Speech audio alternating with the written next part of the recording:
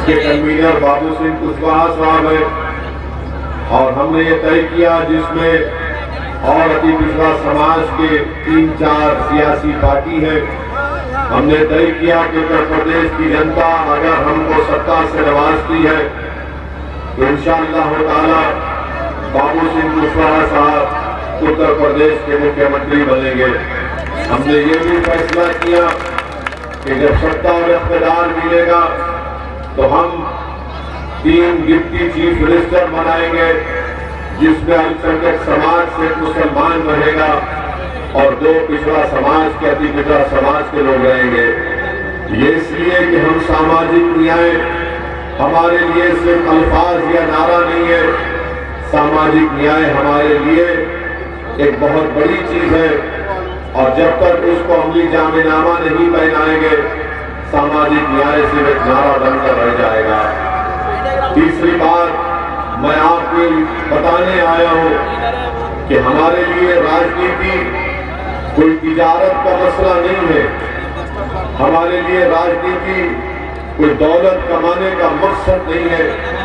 अगर हम राजनीति में आए हैं तो हमारी पार्टी मजलिस इत्तेहादुल मुस्लिमीन का रिकॉर्ड रहा है कि हमने मजलूम अवाम के हक को दिलाने के लिए जो भारत के संविधान में लिखा गया उसको हासिल करने के लिए हम राजनीति करते हैं।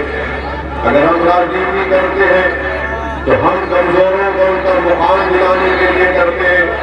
अगर हम राजनीति करते हैं रात से वोट का मुतालबा करते हैं तो इसलिए नहीं करते कि यहाँ से अगर खालिद जमा कामयाब हो जाए तो उनकी शोहरत में या उन इजाफा हो या उनकी यहाँ पे तस्कीन हो।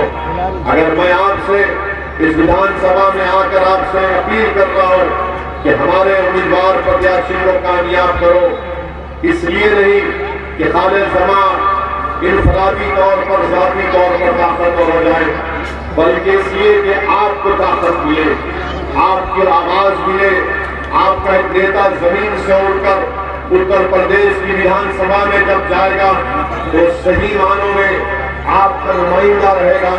और मैं आपको ये भी बताना चाह रहा हूँ कि हमारी जिद्दोजहद जब तक रही और इंशाअल्लाह ताला सुबह क़यामत तक यही रहेगी कि कमजोरों को उनका हिस्सा मिले।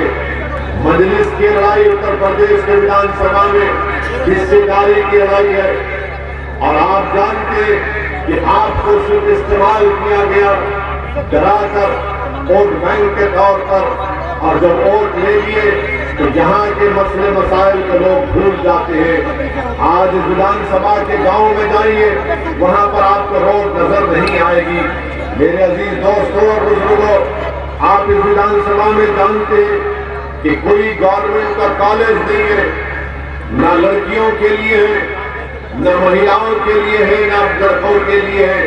हाँ जरूर यहाँ पर समाजवादी पार्टी के मौजूदा विधायक और प्रत्याशी ने अपने लिए एक प्राइवेट कॉलेज खोल दिया और उसमें पढ़ाने के लिए बच्चों से फीस भी लेते हैं माशाल्लाह। मगर गवर्नमेंट से लड़कर नुमाइंदगी कर उन्होंने कोई कॉलेज हासिल नहीं किया। इस पूरे बिलारी में डिग्री कॉलेज नाम की चीज नहीं है। बताइए आपने इनको 10 साल मौका दिया, इसके बावजूद भी उन्होंने इस विधानसभा के लिए कुछ नहीं किए। आप जानते मेरी इस बात से कि हमारे अंसारी भाई यहाँ पर बड़ी तादाद में रहते हैं। बिजली के बिल के बारे में, आज बिजली का बिल जब आता है तो हमारे अंसारी भाइयों का पावर लूम की इंडस्ट्री नहीं चलती है। मैं आपसे वादा कर रहा हूँ कि आप यहाँ से खालिद जमा साहब को कामयाब करिए, उनको वोट देकर अपनी दुआओं से तो जो सूट डिपो का मसला है वो मजलिस हल कराएगी इंशाअल्लाह ताला। और फिर आप जानते हैं कि हमारे दाएं में जो गाजी अंसारी साहब खड़े, उनके वालिद मोहतरम साबिर अंसारी साहब चेयरमैन थे। और मैं अल्लाह से दुआ करता हूँ कि अल्लाह सुब्हानहू व तआला साबिर अंसारी साहब की मग़फ़िरत फरमाए और उनके दर्जात को अल्लाह बुलंद करे और उनके फर्जन को उनका नेक नेमुल बदल बनाए। मेरे अजीज दोस्तों और बुजुर्गों, मैं आपको ये भी बताने आया हूँ कि आप जानते हैं कि कल पार्लियामेंट में प्रधानमंत्री ने बहुत चीखें मार मार कर अपना भाषण दिया। नरेंद्र मोदी जी ने पार्लियामेंट में कहा कि देश में जब कोरोना फैला, उन्होंने कहा कि जब देश में कोरोना फैला तो किसी और को जिम्मेदार खड़ा कर दिए। क्या आपकी विधानसभा में आप जानते हैं, मैं आपको याद दिलाना चाहता हूं कि इस विधानसभा में जब कोविड के नाम पर मसाजिद और मदरसों के ऊपर उत्तर प्रदेश की सरकार ड्रोन चला रही थी, तो क्या वो हमारी तौहीन नहीं थी कि मस्जिद और मदरसों के ऊपर ड्रोन चलाकर देखा जा रहा था? क्या ये हमारी तौहीन नहीं थी कि तबलीगी जमात को ये बदनाम किया गया है कहकर कि इनकी वजह से कोविड फैलता है? मेरे अजीज दोस्तों और बुजुर्गों, जब ये तमाशे चल रहे थे, जब दबाया जा रहा था, तो यहाँ के समाजवादी पार्टी के यहाँ के विधायक कहीं पर नजर नहीं आए। मेरे अजीज दोस्तों और बुजुर्गों, मैं आपको ये बताने भी आया हूँ कि अभी आपने सुना कि माशाअल्लाह यहाँ के मौजूदा समाजवादी पार्टी के विधायक इन एक नाम से मशहूर है कि 90% के नाम से मशहूर है, सुना गया, मुझे नहीं मालूम। और ये भी हमने सुना कि उन्होंने एक औलिया अल्लाह के दरगाह के आस्थाने के शेख सैयद शेख सलाउद्दीन रहमतुल्लाह अलैह तीसिया दरगाह की जमीन को भी उठा लिया। कहने क्या बात है, बड़े तेज है, गरीब के मामले में तेज नहीं है, इंसाफ दिलाने के मामले में तेज नहीं है। उत्तर प्रदेश की विधानसभा में जब कोविड के नाम पर दबाया कुचला जा रहा था तो आवाज नहीं उठाए। गरीब के घर में मट्टी डालने से ज्यादा इनको फिक्र थी कि मैं कहां से मट्टी उठाऊं और अपने घर में डाल दूं। मुबारक हो आपको कि ऐसे आदमी को आपने वोट दिया। मगर आज आपके सामने खालिद जमा यहाँ पर है। मेरी आपसे गुजारिश है कि आप उनको अपना एक वोट देकर 14 फरवरी के दिन एक नई तारीख रकम करिए। याद रखिए, समाजवादी पार्टी में अल्पसंख्यक समाज की कोई इज्जत नहीं है। इन समाजवादी पार्टी ये समझती है कि अल्पसंख्यक समाज उनका कैदी है। समाजवादी पार्टी ये समझती है कि अल्पसंख्यक समाज हमको छोड़कर कहीं नहीं जा सकता, इसीलिए आपकी कोई अहमियत और आपका कोई मुकाम नहीं है। अगर आपकी अहमियत और मुकाम होता तो आजम खान साहब ने जो लिस्ट भिजाई थी उन लोगों के नाम की, उसमें से सिर्फ एक को और 11 नामों को समाजवादी पार्टी के अध्यक्ष ने मुस्तरद कर दिया। मैं आजम खान साहब की इज्जत करता था और करता रहूंगा, वो समाजवादी पार्टी में। मैं हमेशा उनके लिए दुआ करता था और करता रहूंगा कि अल्लाह वो जो मुश्किलात और मसाइब के तूफान में अल्लाह उनको जल्द से जल्द राहत दिलाए। मेरे अजीज दोस्तों और बुजुर्गों, समाजवादी पार्टी ये समझती है कि आपका काम सिर्फ दरी बिछाना है। आपका काम सिर्फ दरी बिछाना है। अब हम आपसे कह रहे हैं कि दरी नहीं बिछाएंगे इंशाअल्लाह ताला। अब ये हमारी इज्जत और सम्मान की लड़ाई है। अगर अखिलेश यादव समाजवादी पार्टी ये समझती है कि अल्पसंख्यक समाज को दबाया जाएगा, कुचल दिया जाएगा और उनका हक उनको नहीं दिया जाएगा, और फिर समाजवादी पार्टी बसपा ये कहती है कि ओवैसी को वोट मत दो वरना बीजेपी जीत जाएगी। ये कहते हैं ना, कहते हैं ना, अगर इसको वोट देंगे तो बीजेपी जीत जाएगी। अब हम आपको बता रहे हैं, हमारे जाने के बाद ये फिर से शुरू करेंगे चर्चा, बोलेंगे भड़काऊ भाषण देकर गया, बच के रहना इससे। आप उनको बताइए, हम आपको सुनिए हमारी बात को, हम आपको बता रहे हैं 2019 के लोकसभा के चुनाव में आपने बीजेपी को वोट दिया था? नहीं दिया था ना? उत्तर प्रदेश में आपने दिया था कहीं पर संभल को छोड़ के? नहीं दिया था ना। क्या समाजवादी का और बसपा का इत्तेहाद अलायंस नहीं था? हाँ ना। आपको मालूम कि दिल्ली में एक CSDS ऑर्गेनाइजेशन है जिसने बताया कि 2019 के लोकसभा के चुनाव में उत्तर प्रदेश के 75% मुसलमानों ने सपा और बसपा को वोट दिया। कितना दिया? 75%। उसके बावजूद भी वो कितना जीते? 15 लोकसभा की सीट जीते, 15 जीते, जिसमें अखिलेश यादव की पार्टी के 5, जिसमें 3 मुसलमान, एक पिताजी एक बेटा जीते ना। क्या 2000 का चुनाव हम लड़े थे? हम तो नहीं लड़े थे ना। हम नहीं थे 2000 के 19 के चुनाव में। 24 में रहेंगे इंशाअल्लाह ताला, याद रखना। हम नहीं थे तब भी तुम सपा और बसपा मिलकर सिर्फ 15 सीट जीते, सिर्फ 15 जीते। अब क्या हमारे पास जिन्नात है जो उड़ के आके लोगों को बोले कि बीजेपी को उतारो? तो सुनिए, अभी यहां सुनिए हमारी बात। 2017 का विधानसभा का चुनाव हुआ, हम 30 सीट के करीब रहे। उत्तर प्रदेश में 400 विधानसभा की सीट है, 400 है ना। आप तो सपा और कांग्रेस मिलकर लड़े थे और गाना बनाया था, यूपी को इन लड़कों का साथ पसंद है, गाना बनाया था ना। मगर फिर भी योगी मुख्यमंत्री बन गए, हम जिम्मेदार। 2014 का पार्लियामेंट का चुनाव हम नहीं लड़े, मजलिस नहीं लड़ी। 75 के करीब पार्लियामेंट की सीट पर बीजेपी कामयाब हो गई। हम जिम्मेदार थे क्या? हम नहीं थे। तो इनका ये इल्जाम ना सिर्फ झूठा है बल्कि हमसे अब डरना शुरू कर दिए ये लोग। ये डर इसलिए है कि हम सच्चाई को बयान करते हैं। ये डर इसलिए है कि वो जानते हैं कि अगर आप एक मर्तबा खड़े हो जाएंगे और इनकी जंजीरों को आप जब तोड़ देंगे, आपको अपनी ताकत का अंदाजा नहीं है।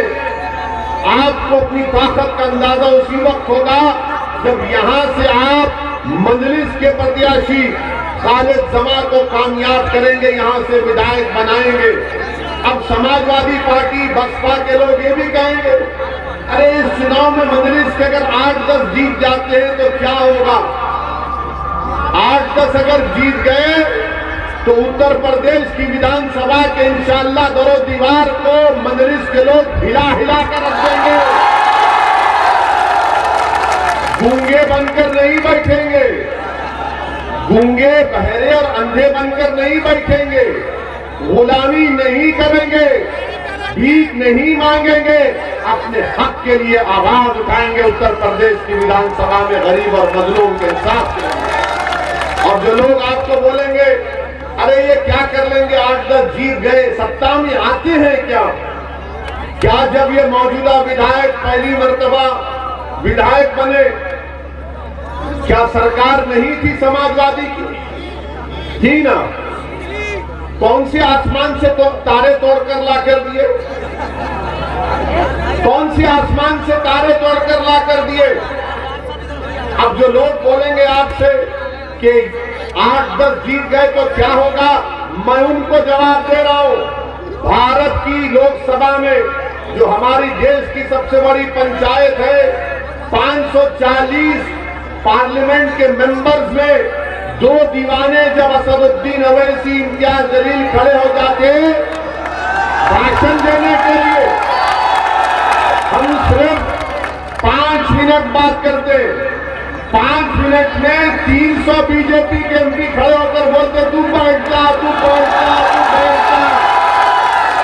और हम उनसे क्या कहते हैं, तुम नहीं बैठेंगे, अब खड़े हो गए तो खड़े रहकर अपनी बात को मुकम्मल करके।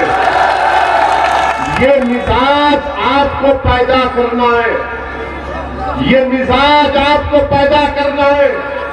सत्ता में आने से हमको कोई मकसद नहीं है, हम अपनी गाड़ी पे मंत्री की लाइट या संतरी नहीं बनना चाह रहे, हम आपको नेता बनाना चाहते और अल्लाह बनाएगा आपको इंशाअल्लाह। हमारी तो यही कोशिश है कि हमारी जिंदगी में हम वो चीजों को देख लें कि आपकी एक लीडरशिप बन जाए, जमीन से उठे आपका नेता बने। क्या बात है कि समाजवादी में अखिलेश यादव नेता है, बीएसपी में बहन मायावती है, बीजेपी में मुख्तलिफ है। आपका नेता कौन है बताओ? कौन है आपका नेता? नहीं, आपका नेता कौन है? मेरा नाम मत लो। मैं यहां पर अपनी मकबूलियत के लिए नहीं आया हूं, मैं यहां पर तुम्हारे से नारे सुनने नहीं आया हूं मेरी तारीफ में। अल्लाह मेरे दिल का हाल जानता है। मैं आपसे सवाल है, घर जाकर सोचो, रात के अंधेरे में उठकर सोचो, बुजुर्गों के पास, उनके पैरों के पास बैठकर पूछो कि आज हमारी विधानसभा में एक दीवाना आया था, वो दीवाना हमसे सवाल कर गया कि तुम्हारा नेता कौन है बताओ। तुम्हारा नेता कोई नहीं है, तुमको छोड़ दिया गया तुम्हारे हाल पर। क्यों छोड़ दिया गया? क्योंकि सब जानते ये डर कर हमारा साथ देंगे, ये हमारे कैदी है। मैं आपसे कह रहा हूं कि अल्लाह से डरो, ना मोदी से डरो, ना योगी से डरो, ना अखिलेश से डरो, किसी से डरो। आप उम्मीद के नाम पर खालिद समा को कामयाब करें, उम्मीद के नाम पर, डर की बुनियाद पर नहीं। डर डर कर 50 साल से वोट हासिल कर लिए, क्या मिला आपको? ना आपको नेता मिला, ना आपको हिस्सा मिला, ना आपको हक मिला। मिला तो फसादात मिले, मिला तो CAA के एहतजाज में 22 नौजवानों को गोली से शहीद कर दिया गया, जान ले।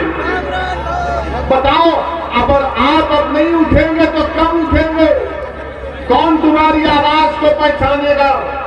हम आपसे बता रहे, हम जिस प्रदेश से आते हैं तेलंगाना में, वह हमारे सिर्फ 7 विधायक हैं, सिर्फ 7 विधायक हैं। लोग पूछेंगे तुमने क्या किया? हम बहुत काम बता सकते हैं जो ना सपा वाले इसका मुकाबला कर सकेंगे, ना बसपा वाले। हमने तेलंगाना की सरकार के सामने बैठकर कहा कि अल्पसंख्यक समाज मुसलमानों के बच्चे और बच्चियों के स्कूल का इंतजाम करो। आपको बताता हूं कि तेलंगाना में 60,000 अल्पसंख्यक समाज के मुस्लिम बच्चियां और बच्चे 6ठी जमात क्लास 6 से 12th क्लास तक, 12वीं जमात तक फ्री में पढ़ते। कपड़ा, खाना और उस स्कूल में एडमिशन के लिए एंट्रेंस लिखना पड़ता है। ऐसा भी स्कूल नहीं है। ये हमने किया। क्या उत्तर प्रदेश में नहीं किया जा सकता ये काम? क्या हर बार किसी को अखिलेश को मुख्यमंत्री बनाओ, बहन जी को मुख्यमंत्री बनाओ? तुम्हारे घरों में चिराग जलेंगे, तुम्हारे घरों में पटाखे फोड़े जाएंगे, तुम्हारे घरों में ईद का माहौल होगा और मेरे घर में गम का माहौल कब तक रहेगा बताओ? कब तक मेरे घरों में अंधेरा रहेगा? कब तक मेरे बच्चे तालीम से महरूम रहेंगे? कब तक मेरे नौजवानों को जेल में डाल दिया जाएगा? कब तक मेरे नौजवानों के सीनों में गोलियां दाखिल जाएंगी? कब तक मेरी बेटियों के ख्वाबों को टुकड़ा चूर किया जाएगा? कब तक अंसारी बरादरों को दबा दिया जाएगा? उठो, ये वक्त उठने का है, ये वक्त सोने का नहीं है। जो लोग आपसे कह रहे हैं, जो लोग सुनिए हमारी बात, जो लोग आज आपसे कह रहे हैं आंख बंद करके वोट डालो, बोल रहे हैं ना, बोल रहे हैं ना कि आंख बंद करके वोट डालो। अल्लाह ने आंखें किस लिए दी है? बंद करके डालने के लिए नहीं। अल्लाह ने आंखें दी है, देखो नाइंसाफी को। अल्लाह ने दिमाग दिया, तमीज पैदा करो अच्छे और बुरे, दोस्त और दुश्मन में। अल्लाह ने कान दिए कि सुनो लोगों की तकलीफ को। अल्लाह ने तुमको दिल दिया, एक धड़कता हुआ दिल दिया कि तुम्हारे दिलों में एक मजलूम की तड़प पैदा हो सके। अगर तुम आंख बंद करके वोट दोगे तो फिर नुकसान तुम्हारा होगा। और इसीलिए किसी शायर ने अच्छा कहा था, जब वक्त क़याम आया नादान सज्जे में गिर गए, ये क़याम का वक्त है, सजदों में गिरने का वक्त नहीं है। उसका मतलब यह है कि इन सियासी पार्टियों के सामने झुक जाना। आप मत झुकिए, अपने हक के लिए लड़िए और डरने और घबराने की आपको जरूरत नहीं है। 5 साल से बीजेपी की सरकार उत्तर प्रदेश में कौन सा काम किया? बीजेपी ने वादा किया था कि 70 लाख रोजगार नौकरी दी जाएगी, वो झूठा साबित हुआ। आज उत्तर प्रदेश में सबसे ज्यादा बेरोजगारी है। आज उत्तर प्रदेश में 50% ग्रेजुएट, उत्तर प्रदेश में 45% टेक्निकल एजुकेशन के ग्रेजुएट, उत्तर प्रदेश में डिप्लोमा होल्डर सर्टिफिकेट 60% के ऊपर नौकरी की तलाश में उनको नौकरी नहीं मिली। आज उत्तर प्रदेश में कोविड की जब सेकेंड वेव आई, मई, जून, जुलाई 2021 में, तो गंगा के पानी पर लाशें गिर रही थी। गरीबों को अस्पताल नहीं मिला, अस्पताल मिला तो ऑक्सीजन नहीं मिला, ऑक्सीजन मिला तो दवाई नहीं मिली। मेरे अजीज दोस्तों और बुजुर्गों, आज उत्तर प्रदेश में एक किसान परेशान है, उसको उसकी कीमत नहीं मिलती। आज उत्तर प्रदेश में खेतों में किसान रातों में खेत में सोता है, क्योंकि अगर वहां पर कोई जानवर आ जाए तो पूरी रात भर में खेत का नुकसान हो जाता है। मेरे अजीज दोस्तों और बुजुर्गों, हर महाज पर बीजेपी की सरकार नाकाम साबित हुई है। ये बीजेपी कहती है कि हमने लॉ एंड ऑर्डर को अच्छा किया। कौन सा लॉ एंड ऑर्डर आपने अच्छा किया? हाथरस हुआ, कैसे हुआ? क्या ये बीजेपी की जिम्मेदारी नहीं है? क्या कासगंज में एक बच्चे को पुलिस थाने में फांसी दे दी गई, क्या ये लॉ एंड ऑर्डर है? बताइए आप, 22 लड़कों को CAA के एहतजाज में गोली मारकर उनकी जान ले ली गई। ये मेरे अल्फाज नहीं है। जस्टिस सुदर्शन रेड्डी जो सुप्रीम कोर्ट के रिटायर्ड जज हैं, उन्होंने अपनी फैक्ट फाइंडिंग रिपोर्ट में कहा हर महाज पर बीजेपी की सरकार नाकाम साबित हुई है। और उत्तर प्रदेश के मुख्यमंत्री जहां कहीं भी जाते हैं कहते हैं कि मैं गर्मी पैदा कर दूंगा, सर्दी पैदा कर दूंगा। अरे बाबा, आप क्या मौसम वैज्ञानिक है? बाबा ने कहा कि मैं सर्दी के मौसम में गर्मी और मई और जून में मैं सर्दी पैदा कर दूंगा। बाबा, आपके लिए कौन सा ऐसा मशीन है जो मई जून में गर्मी अगर पैदा करेगा? तो तुमने नौकरी क्यों नहीं दी उत्तर प्रदेश के युवाओं को? दे देते उनको नौकरी, कुछ तो कर देते। तुम यहाँ बिलारी विधानसभा में गवर्नमेंट का डिग्री कॉलेज खोलते बच्चों के लिए, मगर बाबा बोलेंगे मैं गर्मी और सर्दी पैदा कर दूंगा। एक बात सुन लो बाबा, ओवैसी जो गर्मी उत्तर प्रदेश में पैदा कर चुका है ना, वो इंशाअल्लाह ताला तुम्हारी सर्दी भी उसको कम नहीं करेगी, ना तुम्हारी गर्मी उसको कम करेगी। मैं जो तब्दीली देख रहा हूं अल्हम्दुलिल्लाह, वो बड़ी खुशाइन है। और मैं आपको बता रहा हूं कि मैं सिर्फ चुनाव के तक उत्तर प्रदेश को नहीं आया हूं। मैं जब तक अल्लाह सुब्हानहू व तआला हमको जिंदा रखेगा, हमारी पूरी कोशिश होगी कि उत्तर प्रदेश में असदुद्दीन ओवैसी से ज्यादा काबिल लोग नेता बने। मैं आता रहूंगा इंशाअल्लाह। मैं आपकी आवाज भारत के पार्लियामेंट में उठाता था और उठाता रहूंगा इंशाअल्लाह ताला।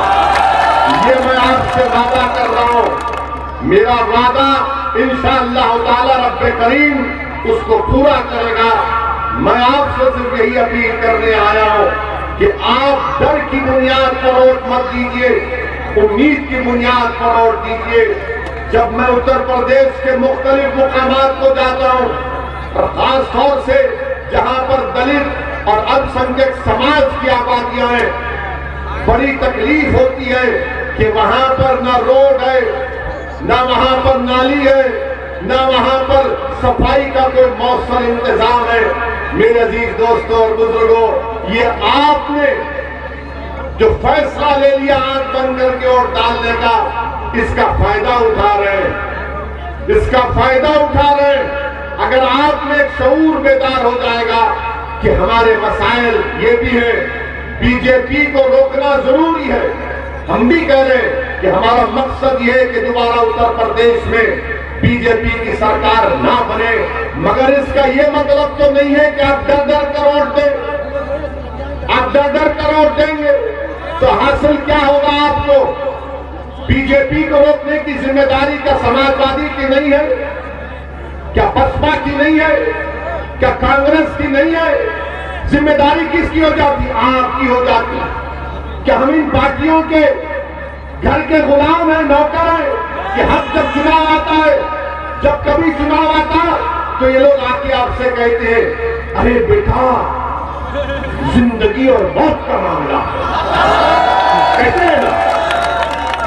2014 जिंदगी मौत नहीं था, 2017 जिंदगी मौत नहीं था, 2019 जिंदगी और मौत नहीं था, 2007 जिंदगी और मौत नहीं था, 2002 जिंदगी और मौत नहीं था। अरे हर चुनाव में हमारे लिए जिंदगी और मौत हो जाता है, उसके बाद रोज हम मरते हैं, कोई आकर नहीं पूछता आपको, कोई आकर नहीं पूछता आपको। इसीलिए हम आपसे कह रहे हैं कि आपने 30 साल 40 साल इनको आजमा लिया, 5 साल के लिए आप यहां से मजलिस को मौका दीजिए, खालिद समा को कामयाब करिए। आपने सबको दिया, मौका दिया ना, आज एक मर्तबा 5 साल के लिए अच्छा फैसला लीजिए। वोट डालने का इख्तियार आपका है। मेरे जज्बाती भाषण से शायद आपका दिल ना बदले, क्योंकि मेरा मानना यह है कि दिलों को मोड़ने वाला रब्बे करीम है। अल्लाह आपके दिलों में मोहब्बत डाले, उनको दुआ करते। अल्लाह आपको मेरी इन बातों का असर आपके फैसलों पर हो जाए, अल्लाह से दुआ करते। क्योंकि मैं तकरीर करते रहूंगा, लोग अक्सर मुझसे बोलते कि वैसी तेरे भाषण को सुनने के लिए लोग बहुत आते हैं, मगर क्या वो वोट में तब्दील होगा? मैं उनसे कहता हूं कि जब आवाम आ चुकी है तो वोट में भी तब्दील होगा, इंशाअल्लाह वोट में तब्दील होगा जरूर। मगर आपको समझना पड़ेगा, जो हम पर इल्जाम लगाते हैं कि हमारे लड़ने से इनका नुकसान होता है, याद रखो आप पार्लियामेंट के चुनाव में सिर्फ 3 लोकसभा की सीट पर लड़े। हैदराबाद की आवाम को लाखों सलाम कि उन्होंने मजलिस को कामयाब किया। औरंगाबाद महाराष्ट्र से इम्तियाज जलील को वहां की जनता ने कामयाब किया। आप पूछिए, महाराष्ट्र में 21 साल का शिवसेना का एमपी था, 21 साल का, ना कांग्रेस, ना राष्ट्रवादी कांग्रेस, ना समाजवादी उसको हरा पा रही थी। जब इम्तियाज जलील मजलिस के उम्मीदवार बने तो 21 साल के शिवसेना के एमपी को हमने हराया, वहां पे हमने हराया। वहां पर इनको पेट में दर्द शुरू हो गया। हमको बीजेपी के लोगों ने कहा, ये तुम अब की बार इम्तियाज को ला लियो। मैंने कहा लाए हैं। बोले सर को हाथ लगा के बोले कैसे? हमने कहा लोगों ने अपने वोट की कीमत और अहमियत को जान लिया औरंगाबाद की। वो समझ गए कि अगर हराना है बीजेपी को तो मजलिस को वोट देना है। औरंगाबाद की जनता ने तारीखी फैसला किया। हम किशनगंज बिहार की पार्लियामेंट की सीट लड़े, 3 लाख वोट मिले। क्या वहां पर बीजेपी कामयाब हुई? नहीं, वहां पर कांग्रेस जीती। तो ये सिर्फ डर कर इल्जाम हम पर लगाते हैं, और हम आपको बता रहे हैं कि डरने और घबराने की जरूरत नहीं है। मैं हमारी मां और बहनों से अपील कर रहा हूं, मेरी आपसे गुजारिश है कि 14 तारीख के दिन आप लोग पूरे अज़म और हौसले के साथ आप अपने पोलिंग बूथ को जाइए, और जो हमारी मां और बहनें हिजाब पहनती है, निकाब पहनती है, वो भी पहन कर जाएगी। अब मीडिया वाले चलाएंगे इसको, मीडिया वाले बोलेंगे वैसी तो हिजाब को ला दिया। अब आप बताइए, हिजाब और बुर्का पहनना तो हमारा राइट है, हमारा फंडामेंटल राइट है संविधान में। मैं क्या पहनता हूं, क्या खाता हूं, किसी के बाप को ढांकने की जरूरत नहीं है उसमें। मेरी बेटी क्या पहनेगी, मेरी माँ क्या पहनेगी, मेरी पत्नी क्या पहनेगी, मेरी खाला क्या पहनेगी। अरे तू अपने घर की फिक्र कर, मेरे पीछे क्यों पड़ा है? अब क्या हम तुमसे पूछ कर पहले क्या पहनो? इनको वोट भी डालना डर कर। अब कह रहे कि नहीं, ये पहनने से मुसलमान जो है दब जाता है। तुझे कैसे मालूम?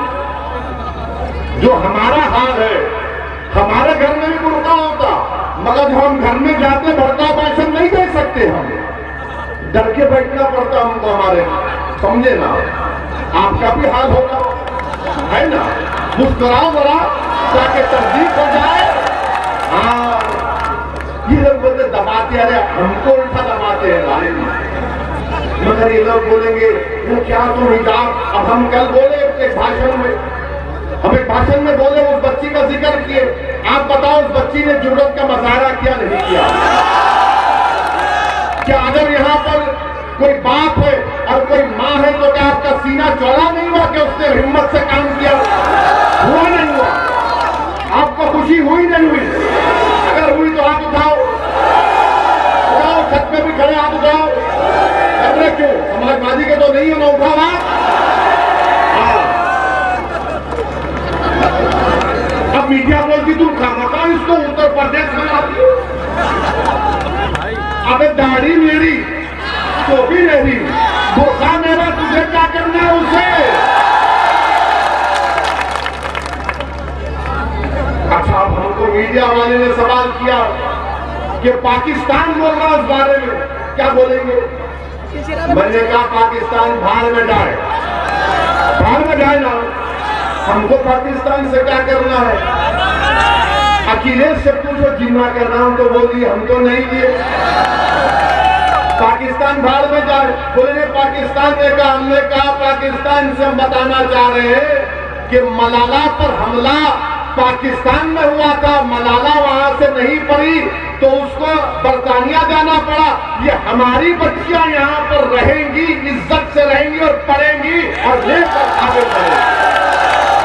तो हम पाकिस्तान को उल्टा दाम देना चाहते। अरे ठहरो, अभी मीडिया वाले 6 बजे चलाएंगे, हम इनके दूल्हे भाई हैं, भाईजान है, हमारे नाम से दिखता है ना। इधर समाजवादी हमारा चेहरा दिखाकर डराती, उधर बीजेपी हमारा चेहरा दिखाकर डराती। हम तो सबकी लहरा है। तो पाकिस्तान के बारे में हम ये कहना चाहेंगे कि मलाला पे हमला पाकिस्तान में हुआ, उसको वहां पर पढ़ना पड़ा। पाकिस्तान के संविधान के लिहाज से कोई गैर मुस्लिम वहां का वजीर आजम प्रधानमंत्री नहीं बन सकता। हम पाकिस्तान के लोगों से कहेंगे इधर मत देखो, उधर ही देखो। तुमको तुम्हारे पास बलूचियों का प्रॉब्लम, तुम्हारे पास क्या क्या झगड़े, तुम उसको देखो। ये देश मेरा, तुम्हारा नहीं, हमारे घर का मामला। आप इसमें अपनी टांग या अपनी नाक मत अड़ाओ, जख्मी हो जाएंगी तुम्हारी टांग और नाक। तुमको इस्लाम के माने समझ में नहीं आए, हमको समझ में आ गए। तो बहरहाल मेरे अजीज दोस्तों और बुजुर्गों, हिम्मत और हौसले से काम करिए। और मीडिया के लिए कह रहा हूं, हम उस बच्ची से वीडियो कॉल भी करके आए। मैं मुस्कान से उनके वालिद से बात किया, उनके वालिद को कहा कि आपने अच्छी तरबियत दी अपनी बेटी की, उसको उसके हिम्मत और हौसले को अल्लाह और बुलंद करे। तो उस बच्ची ने हमसे भी बात की और उसने कहा कि ओवैसी साहब, हम आपके भाषण को सुनते हैं। मैंने कहा अरे यहाँ भी सुन रहे हैं, मगर खैर हम मुबारकबाद देते हैं और हम आपको बताना चाह रहे हैं कि बुर्का, हिजाब और चादर, केरला हाईकोर्ट ने कहा कि ये इस्लाम का एसेंशियल फीचर है, एसेंशियल चीज है। ये कोई नहीं करता कोई बात नहीं।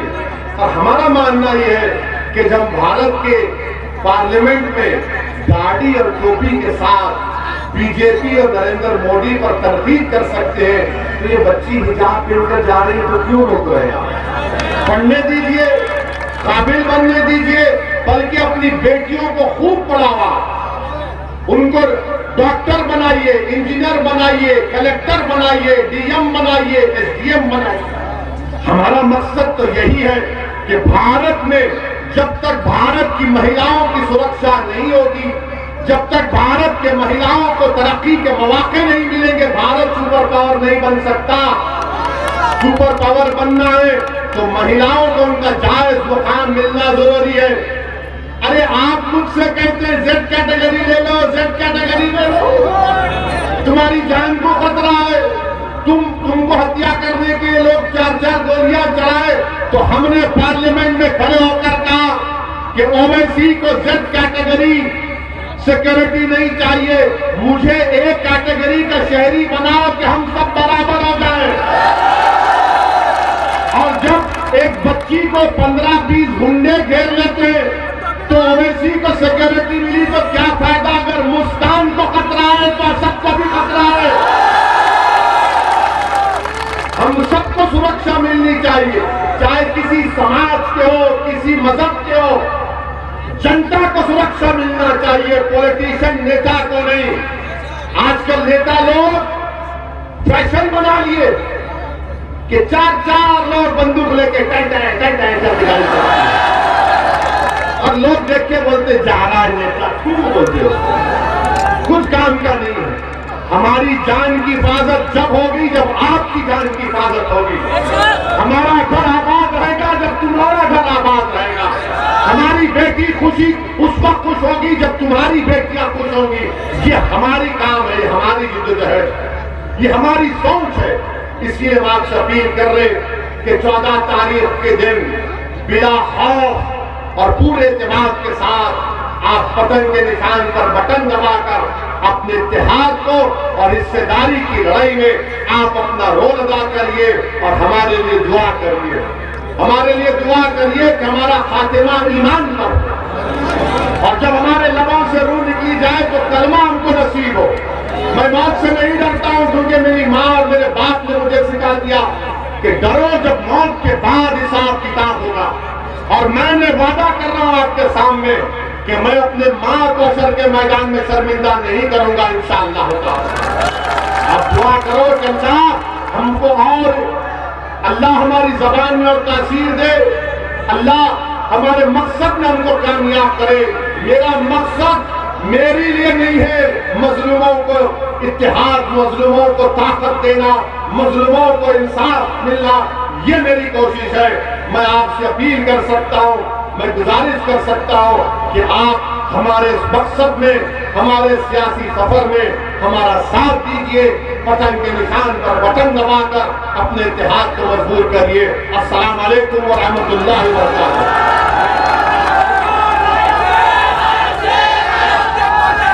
पतंग दीजिए, चले कीजिए।